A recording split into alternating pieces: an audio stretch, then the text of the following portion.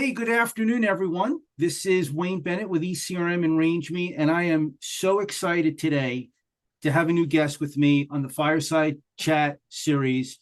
And let me introduce him. Today we have Darren Viscount, who is the Senior Natural Living Category Manager of Bristol Farms. Some of you may know that Bristol Farms is located in Southern California with 13 wonderful stores that do a great job in delivering really cool products and services to their community in which they serve. Darren, I'm so excited and thank you for being here. How's your Thank day you. going? Very good. All right. Well, Darren, again, thanks for being here. I appreciate it. Let's get into it. I want the audience to get to know you a little bit better and understand who you are and what you do at Bristol Farms. So, Darren, first and foremost, I know you're very passionate about health and wellness and natural living. What sparked your interest in pursuing this as a profession and a career? I think like a lot of people who get into natural, I think there's either two reasons why most people get into it. Their family was into natural or they had their own health issues. When I've been in industry for now 27 years, most of the my team or my coworkers or my management has always had, some connection to, like I said, a health issue. So for me personally, I started in the industry because of a health issue. At the 29 years ago, I was diagnosed with leukemia and was given a 15% chance of surviving 1 year.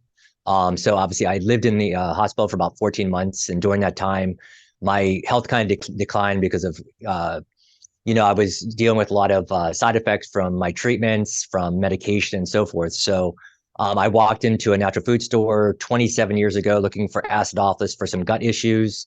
And, it's one of those things like the rest is history. It wasn't my intention to get into the natural food industry. I was actually going to school at that time for marketing. That I thought was going to be my true passion with art. But then, like I said, I walked into the store. Someone gave me a bottle of acidophilus. I was there so much, and eventually they just asked me to stay and remain and say, "Could you work with us?" And like the saying goes, the rest is history. So again, I've been in the industry for 27 years and loving it. Yeah, Darren, that's great. And that personal journey of yours to really be a catalyst to keep you front and center to what you do every day at Bristol Farms. And when you're not assorting products and finding new products and doing some wonderful art and all the wonderful things you do to serve the community, how are you, how is your wellness practice incorporated into your daily life? How do you, So how do you live it? I do try to live it, kind of be an example. So my normal day will start with I do meditation for 15 minutes, kind of just get my day started, kind of, break from the challenges that I might have for the day, kind of get myself braced. And then I go right into taking my supplements. So on average, I take about 40 to 60 supplements a day. Wow. A lot of that's to do with different health issues or just trying to maintain my overall health. So once I start that, I go into work. And then what I really try to maintain once I'm away from work is try to find that work-life balance. So a lot of times I do Pilates 5 days a week. I do lawn bowling 2 days a week. I do art. So I try to have a variety that's outside of that's going to nourish me, both spiritually, mentally, physically. So I try to find that balance, but kind of, as I've gotten a little older, obviously a little bit more low impact type of exercise. So again, that's where I really kind of fell in love with Pilates.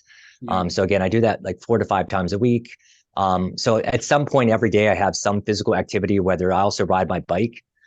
So I would say 7 days a week, I'm doing some physical activity, taking supplementation, and then trying to eat healthy. That's probably my biggest challenge.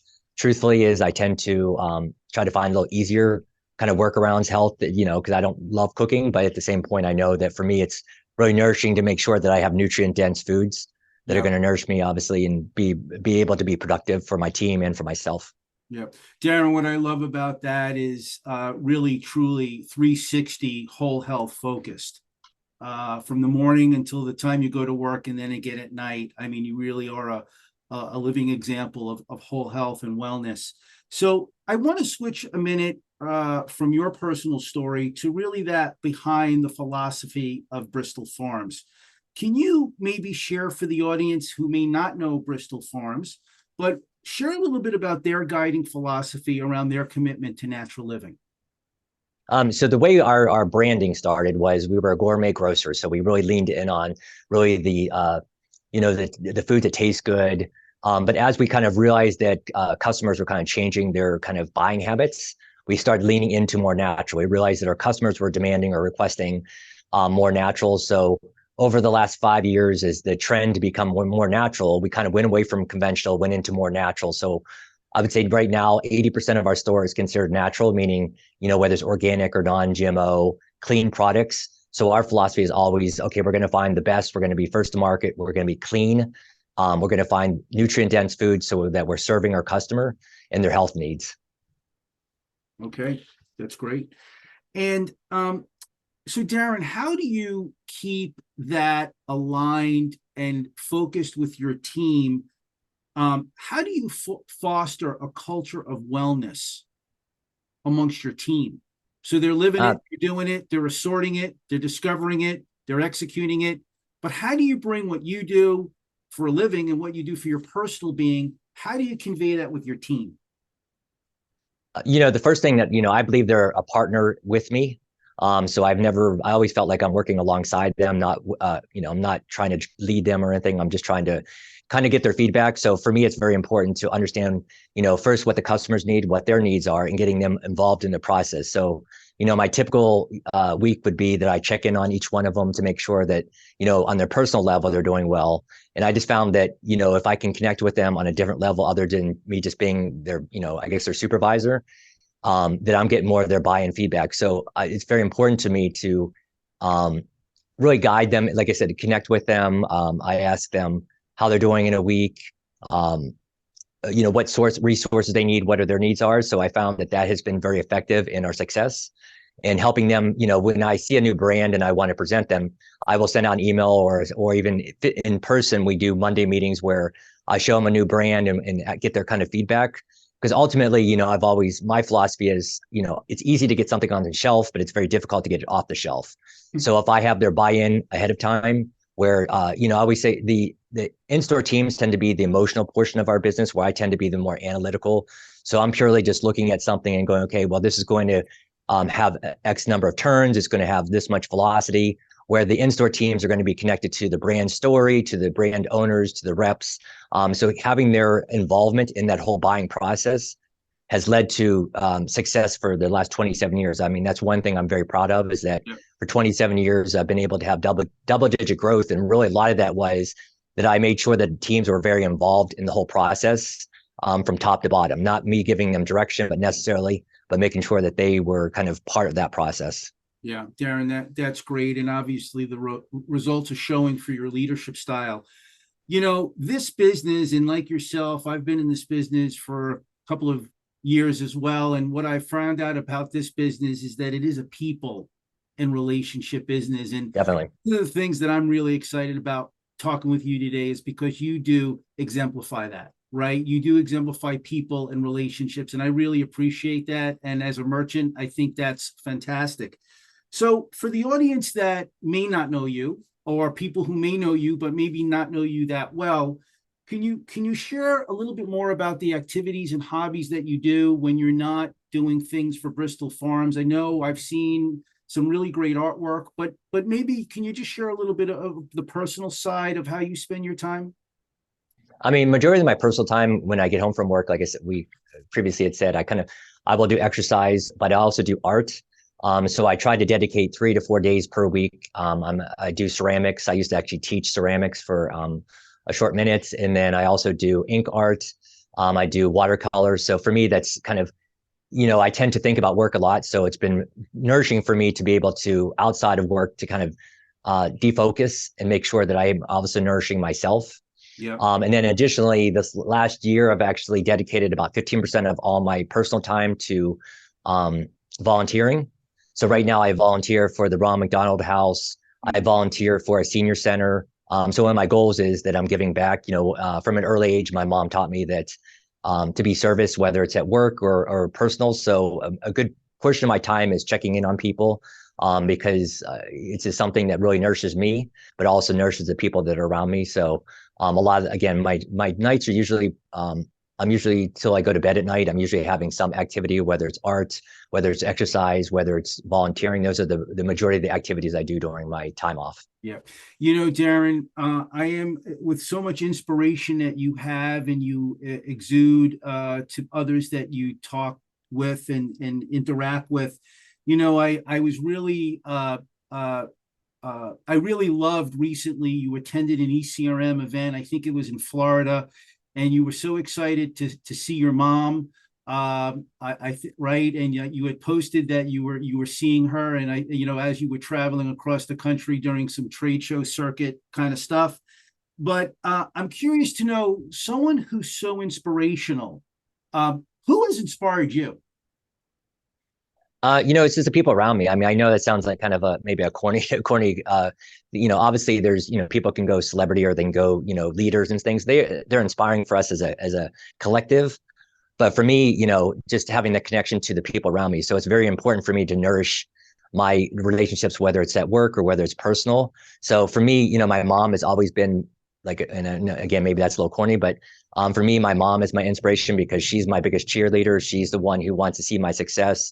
She's, I'm proud that what I do, she's proud of me. And so that's kind of where, even when I was at the ECRM and she was able to attend that with me, it was cool because she kind of understands what I do, but not really, because she's from an older generation. So to her, it's kind of foreign in what I do, but she's obviously always excited about what I do.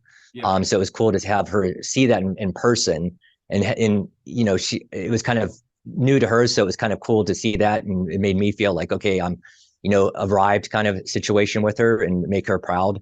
So Yeah. for me, it's always going to be the people that surround me that are the people that encourage me the most, or I encourage them. Yeah. So those are kind of my people that I look up to. Yeah. Well, Darren, don't feel so bad because I don't think my mother really knows what I do. So Yeah, it's good that you've made some progress on that front. for Um, sure. so Darren, so you get some really good viewpoint. You see a lot of emerging brands coming to market, a lot of stories, a lot of founders, a lot of innovation. But what do you see emerging, right? Like what's next? What don't we know that we should know that's coming down the pike? I And I mean, the and I, bit. and I and Sorry. I guess related to that, I'm sorry, is like what's exciting you about product innovation today? I think we all, when we went through the pandemic, it was one of those things like we had a lot of just immune products. There wasn't a lot of innovation because, whether people were working from home and so forth. So what I've seen over the last year has been kind of encouraging because it was we were kind of flat on what new items that were coming into the market. But what I've seen the most, there's some cool things that I guess on a personal level, like, I'm excited to see that, one of the big pushes, no seed oil. So I'm seeing a lot of foods having no seed oil, or whether it's even health and beauty and supplements now, they're saying no seed oils. Mushrooms continue to be put into food, into supplements, into superfoods. So mushrooms still trending pretty well. I'd say the other thing that I see a lot of is nootropics. So one of the things that we've leaned into pretty heavily at Bristol Farms is the non-alcoholic section. And a lot of those, the non-alc, really what they focused on was adding neurotropics. So things that are going to help with your mood, your brain, your stress. And so it was kind of like leaning into finding things that, okay, these are everyday products that people are going to, people are going to drink something every day. So why not find something that's a little healthier than obviously a soda or even water? So it's been kind of cool to see that. I would say, innovation is really important to us at Bristol and to myself. Yeah. So those are the trends that we're seeing most often is really, the adaptogens, the superfoods, things that, okay, you're taking the normal chip and you're saying, okay, well, I'm doing this chip, but I'm going to make it healthier for you. Not Yeah. just taste good, but they're going to have things that are ingredients that are actually going to benefit you in totality, whether it's your emotional or your physical. Right. Accretive to your overall wellness state. Definitely. Darren, just give me a view for the audience, for the supplier side. What does it take for them to break through at Bristol Farms?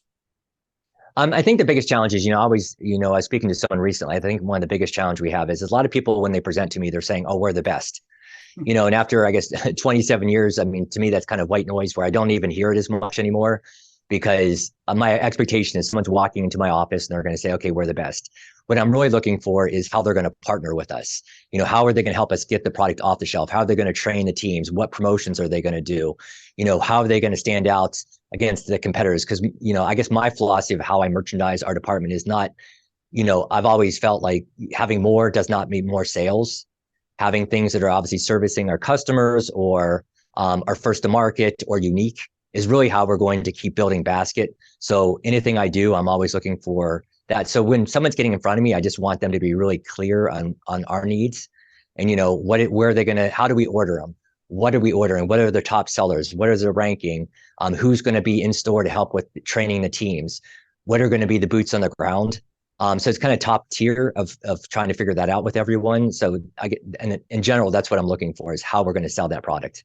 I think really just to sum or to restate, it's like the product's in the middle, but the ecosystem surrounding that brand and that brand ecosystem as it supports you.